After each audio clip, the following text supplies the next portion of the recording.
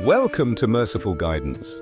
If you feel distant from Allah, remember that returning to the path is always possible. Allah's mercy is vast. Quran says, "Do not despair of the mercy of Allah. Indeed, Allah forgives all sins." Surah Az-Zumar 39:53. Allah loves those who repent and strive to improve. Emphasize the importance of prayer.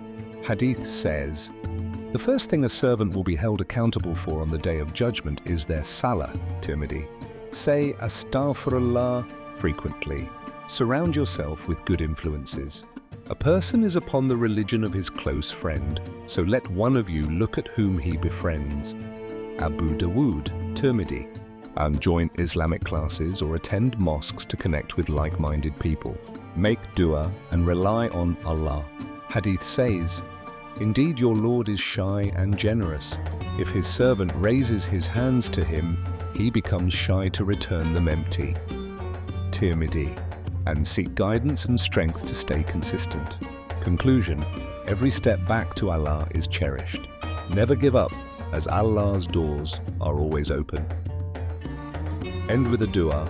May Allah guide us and keep us steadfast.